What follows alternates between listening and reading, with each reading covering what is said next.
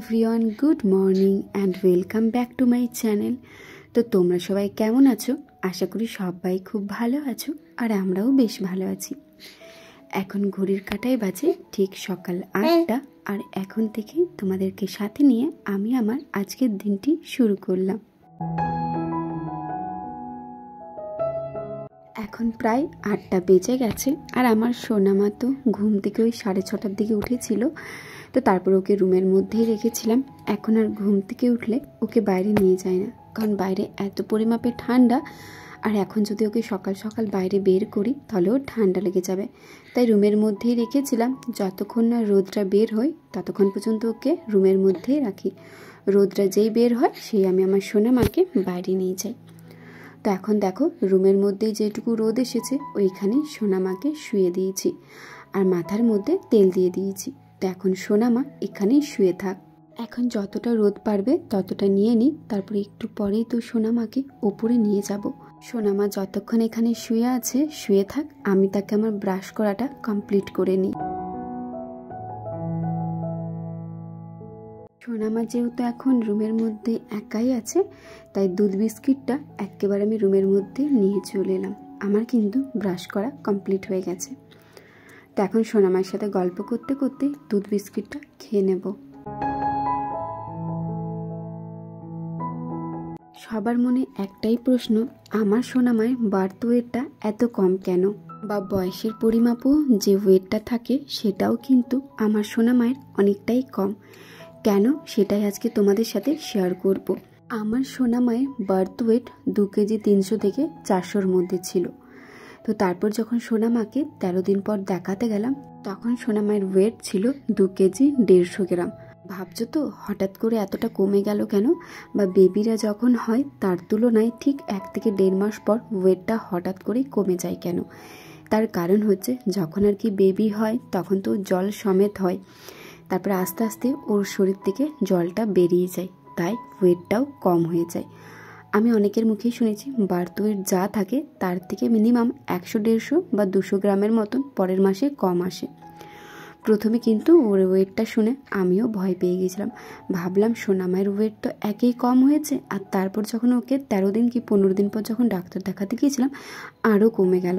তাহলে কি সোনামাকে আমি ঠিকঠাকভাবে খাবার খাওয়াতে পারছি না? না না, সেটা একদমই নয়। ডাক্তারবাবু বললেন যে যা ওয়েট থাকে তার থেকে মিনিমাম 1 মাস পর একটু হলেও কম হয়, যেহেতু শরীর থেকে জলটা বেরিয়ে যায়। তো যাই হোক, এখন আমার সোনামায়ের বয়স হচ্ছে 3.5 মাস। তবে এই মাসে কিন্তু সোনামায়ের ওয়েট করানো হয়নি। অনেকেই জিজ্ঞেস করছো, দিদিভাই সোনামায়ের ওয়েট কত হয়েছে? সত্যি বলতে বন্ধুরা, এখনও পর্যন্ত কিন্তু সোনামায়ের ওয়েট মাপা হয়নি। আমাদের এখানে যে সেন্টারটা আছে সেখানে কিন্তু মেশিন নেই, মেশিনটা খারাপ, বাচ্চাদের যে আর কি ওয়েট মেশিন থাকে, তো যার কারণে এখনও পর্যন্ত মাপা হয়নি। তবে সোনামাকে যখন লাস্ট ডাক্তার দেখাতে গিয়েছিলাম, মানে সোনামায়ের তখন 2 মাস বয়স ছিল, তখন সোনামার ওয়েট হয়েছিল 3 কেজি 565 গ্রাম। জানি না সেটা বয়সের পরিমাপে ঠিকঠাক আছে না কম আছে। আমি অনেকেরই দেখেছি সোনামায়ের বয়সে যারা আর কি আছে, কারোর 4 কেজি, কারোর 5 কেজি ওয়েট। তবে আমার সোনামায়ের হয়েছিল 3 কেজি 565 গ্রাম। এখন আমার সোনামা 3.5 মাসের হয়ে গেছে। এখন ওর ওয়েট কত সত্যি আমার জানা নেই, তবে জানতে খুবই ইচ্ছে করছে। দেখা যাক, কিছুদিন পরে সোনামাকে আবার ডাক্তারের কাছে নিয়ে যাব, তখন না হয় ওর ওয়েটটা মেপে নেব। তবে আমার ভিডিও যারা দেখো, যাদের সোনামায়ের বয়সে মেয়ে বা ছেলে আছে, তো তোমাদের সন্তানদের 3.5 মাস বয়সে ঠিক কত ওয়েট ছিল অবশ্যই কিন্তু আমাকে একটা কমেন্টের মাধ্যমে জানাবে। তাহলে আমি কিছুটা আন্দাজ হলেও করতে পারবো আমার সোনামার ওয়েটটা এখন ঠিক কতটা হবে। বা তোমাদের বার্থ ওয়েট কত ছিল, আর বার্থ ওয়েটের থেকে কি এখন একটু হলেও কমেছে, সেটা কিন্তু অবশ্যই জানাবে। তাহলে সত্যি বলতে আমিও একটু হলেও আন্দাজ করতে পারবো। অনেকেই সোনামায়ের বয়সে আছে যাদের কিন্তু সোনামায়ের মতনই ওয়েট আছে।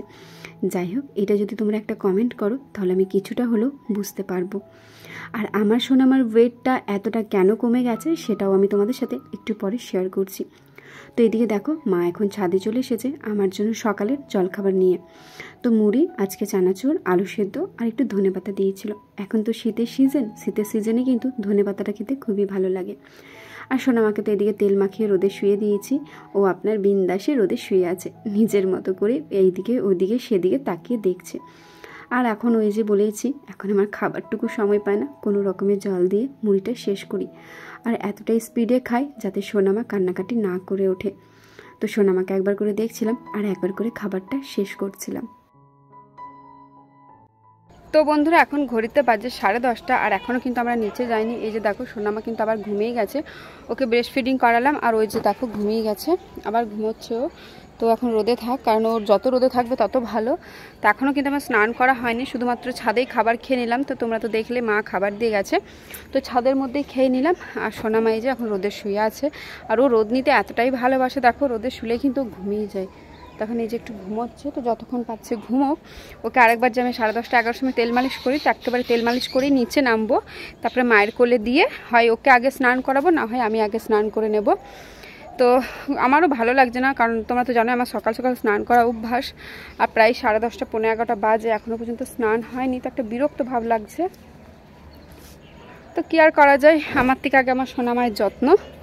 আমার সোনামা এখন ঘুমোক, আমি ওর কাছে বসেছিলাম আর কি, বসে ছিলাম বলছে বা, ওর কাছে এখন বসে আছি। তো চলো ভিডিওটা দেখতে থাকো। এখন আপাতত ছাদে থাকবো, একটু পরে নিচে নামবো। তো এখন দেখো স্নান করে নিয়েছি, আর স্নান করে এসে আমি প্রথম আগে একটা লাড্ডু খেয়ে নিলাম। কেন জানো তো? কারণ স্নান করার পর বলে শুধু মুখে সন্তানকে ছুতে নেই বা কোলে নিতে নেই, যার জন্য আমি এখন একটা লাড্ডু খেয়ে নিলাম। প্রত্যেক দিন তো আর লাড্ডু পায় না, তাই একটু চিনি হলেও খেয়ে নিই। তো এই নিয়মটা তোমরা কে কে জানো সেটাও কিন্তু জানাবে। আর যদি না জানো তবে একটাই কথা বলবো, যদি তোমরা স্নান করে আসো, স্নান করে এসে মুখে আগে কিছু খাবে, মানে একটু চিনি হলেও খেতে পারো বা যে কোনো কিছু খাবার খেয়ে নেবে, তারপরে সন্তানদেরকে ছুবে। কেন জানো তো এটা করে? কারণ ওদের তো ভুজনও হয়নি, মানে অন্নপ্রাশন তো হয়নি, আর ওদেরকে এখন বলে নাকি খালি মুখে ছুতে নেই স্নান করার পর। যাই হোক, আমার তো খুব একটা জানা নেই, ওই বাড়ির বড়দের মুখেই শুনে এসেছি। আমার মা বলেছিল যখনই স্নান করে আসবি মুখে আগে কিছু দিবি, তারপরে সন্তানকে কোলে নিবি। তো মায়ের কথা মতো সেটাই করে যাই। তো দেখো মাথায় দিয়েছিলাম শ্যাম্পু, তো সোজা চলে গিয়েছিলাম ছাদে, যেহেতু রোদ নিতে হতো, মানে খুবই শীত করছিল, মাথায় যেহেতু জল দিলাম তাই ভাবলাম যাই রোদে বসে থাকি, তাকে আমার বসাও হবে, সোনা মায়েরও রোদ নেওয়া হবে, আর আমারও রোদ নিতে নিতে চুলটা শুকিয়ে যাবে। চলো তোমাদের সাথে শেয়ার করি যে আমার লাস্ট ইউএসজি রিপোর্ট অনুযায়ী বার্থ ওয়েট সোনামার কেন কম এসেছে। লাস্ট ইউএসজি রিপোর্টে আমার সোনামার ওয়েট এসেছিল 2 কেজি 872 গ্রাম। তো তার তুলনায় সোনামার বার্থ ওয়েট হয়েছিল 2 কেজি 300 থেকে 400 গ্রাম। কেন এতটা কম এসেছিল জানো?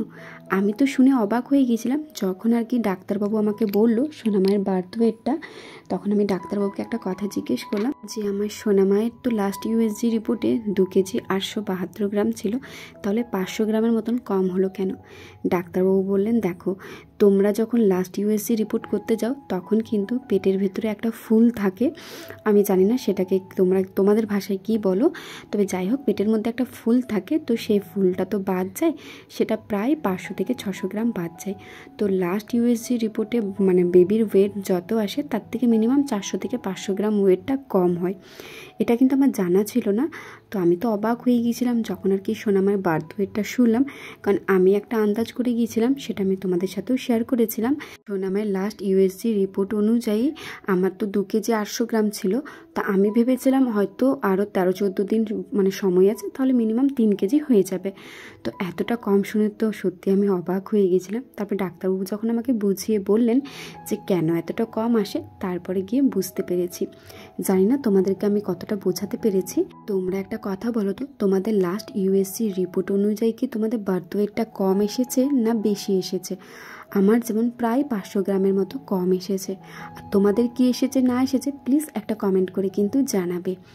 তো এদিকে দেখো সবসময় না বাড়ির মধ্যে থাকতে একদমই ভালো লাগে না, ওই 24 ঘন্টা 4 দেওয়ালের মধ্যে বন্দি থাকতে বিরক্ত লেগে গেছে। তাই সোনামা যখন একটু ঘুমিয়েছে মাকে বললাম তুমি কোলে নাও, আমি একটু বাইরে বসি। আর এই বিকেলবেলাতে বলতে পারো আমাদের এই পাড়াতে কিন্তু সবাই বসে আড্ডা মারে। আমিও আর বাড়িতে না থেকে সোনামাকে মায়ের কাছে রেখে চলে এসেছিলাম বাইরে সবার সাথে একটু গল্প করতে।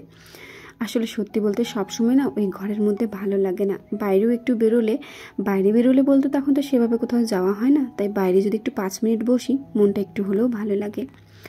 তো এখন বাড়িতে চলে এসেছি। আর দেখো সোনামাকে এখন সোনামায়ের ছোট দিদুন কাজল পরিয়ে দিচ্ছে। বেশ কিছুদিন ধরে সোনামাকে কাজল পরানো হয়নি, তো ভাবলাম একটু কাজল পরিয়ে দিই। যেহেতু এখন শীত চলে এসেছে, এখন যেহেতু ঠান্ডা লাগার একটা ব্যাপার আছে, তাই সোনামাকে কাজল পরিয়ে দিলাম। হ্যাঁ জানি অনেকেই বলবে যে কাজল পরাতে নিয়ে বাচ্চাদেরকে ডাক্তার বারণ করে, সেই করে, এই করে, হ্যানা করে, ত্যানা করে, অনেকের অনেক মন্তব্য আছে। তবে আমি যেটা ভালো মনে করেছি সেটাই কিন্তু করেছি। আর এদিকে দেখো ঘড়িতে বাজে 6:11 আর আমার সোনামা কিন্তু ঘুমিয়ে গেছে। বললাম না, ওর ঘুমোর সময়গুলো পুরোপুরি চেঞ্জ হয়ে গেছে। যখন ওর ঘুমের সময় তখন ও খেলা করে, আর যখন ওর খেলার সময় তখন ও ঘুমিয়ে পড়ে। এই হচ্ছে আমার সোনামায়ের রুটিন। সোনামা তো এখন ছোটো বাচ্চা, ও তো আর বোঝে না, না তাই আর কি ঘুমিয়ে পড়েছে। তো যাই হোক, ওর শরীরে ঘুমটা হলেই হচ্ছে, যখনই হোক আর কি, কারণ ও ঘুমোলে ওর শরীর ভালো থাকবে, আমার ঘুম হোক আর না হোক, তাই না?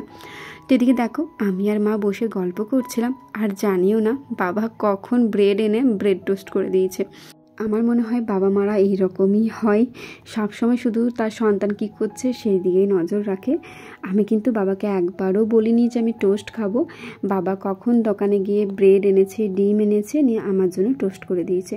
তো বাবা যখন এত ভালোবেসে করেছে, সেটা কি আর না খেলে হয়? তো যখন খাচ্ছিলাম তো মাকে বললাম একটু ক্যামেরা বন্দি করে দাও, কারণ এইটা আমি আমার ইউটিউব ফ্যামিলির সাথে শেয়ার করব। তো তাই আর কি মাকে যেই বলেছি ক্যামেরা বন্দি করতে, অমনি আমার মা ক্যামেরা বন্দি করতে লেগে গেছে। তো যাই হোক, চলো তোমাদের সাথে গল্প করতে করতে ব্রেড টোস্টটা খাওয়া কমপ্লিট করি। আর ব্রেড টোস্ট খাওয়ার সাথে সাথে ভিডিওটাও আমার শেষ হয়ে গেল। তো সোনামা এখন ঘুম থেকে উঠে পড়েছে, আর এখন সোনামা উঠে পড়েনি, ওকে জোর করেই ওঠানো হয়েছে। মানে আমি ব্রেস্ট ফিডিং করানোর জন্য ওকে উঠিয়েছিলাম, তো তাকতে দেখে ও ঘুম থেকে উঠে পড়েছে। তো যাই হোক, চলো ভিডিওটাও এত দূরে রাখলাম।